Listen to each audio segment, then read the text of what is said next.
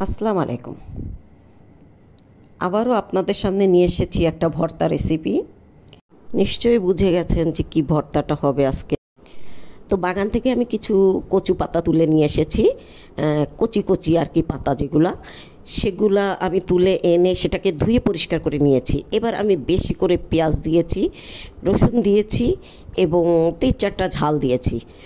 তো পাতাটা যেহেতু একদম সেদ্ধ হওয়ার পর অল্প হয়ে যাবে, এই জন্য এই ঝালটাই যথেষ্ট। আপনারা যদি বেশি ঝাল খান তো আরেকটু বাড়িয়ে দেবেন, কম খেলে আরেকটু কমিয়ে দিবেন। তবে ভর্তাতে একটু ঝাল ঝাল হলে আমার কাছে বেশি ভালো লাগে। তো আমি কচুটাকে, এই পাতাটাকে আমি দিয়ে দিয়েছি এবং এটাকে নেড়ে চেড়ে এটাকে সেদ্ধ হওয়া পর্যন্ত অপেক্ষা করব। তো গাইস, এত মজা এই কচু শাকটা, মানে খেতে ভর্তাটা। তো এর সঙ্গে যদি আপনারা একটু চিংড়ি মাছ দেন, এত মজা হবে যে আপনারা এটা দিয়েই আপনারা 1 প্লেট ভাত খেয়ে নিতে পারবেন। এখন এইভাবে ভর্তা ট্রাই করেনি তারা অবশ্যই একবার হলেও একটু ট্রাই করবেন, দেখবেন খুবই ভালো লাগবে এবং খুবই সুস্বাদু হয়। তো এই ভর্তাটা দিয়েই কিন্তু একদম নিমিষেই ভাত পেট ভরে খাওয়া যায়, আর কোনো তরকারির প্রয়োজনই হয় না।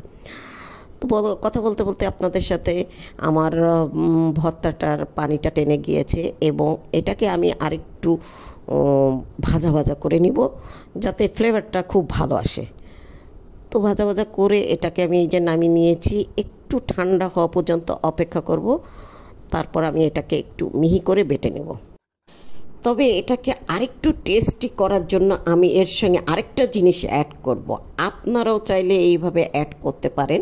তো আমি এখানে দিয়ে দেবো হলো নারকেল, এবং কচু এবং নারকেলের কম্বিনেশনটা আসলে অসাধারণ, যেটা আপনারা না খেলে আসলে বুঝতে পারবেন না যে এটা কতটা টেস্টি এবং কতটা ইয়াম্মি হয়।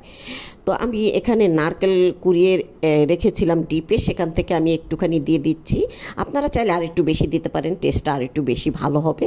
তো আমি এটুকুই নিয়েছি, নিয়ে এটাকে খুব মিহি করে একদম বেটে এটা এই ভর্তার সঙ্গে মিশিয়ে রেখেছি। এবার আমি এখানে দিয়ে দেবো একটু সরিষার তেল দিয়ে এটাকে আরেকটু ভালো করে মেখে এইবার আমি একটু সুন্দরভাবে এটাকে সার্ভ করব ঠিক কচু পাতার উপরে, যাতে বোঝা যায় যে এটা একটা কচু ভর্তা। তো আপনারা এইভাবে ট্রাই করতে পারেন। এবং যাদের মনে হবে যে গলা চুলকাবে, আসলে গলা চুলকায় না। জাস্ট ভাতের সঙ্গে লেবু চিপে এই কচু শাকটা খেতে মানে জাস্ট অসাধারণ লাগে। বাসায় একবার হলেও আপনারা ট্রাই করবেন অবশ্যই।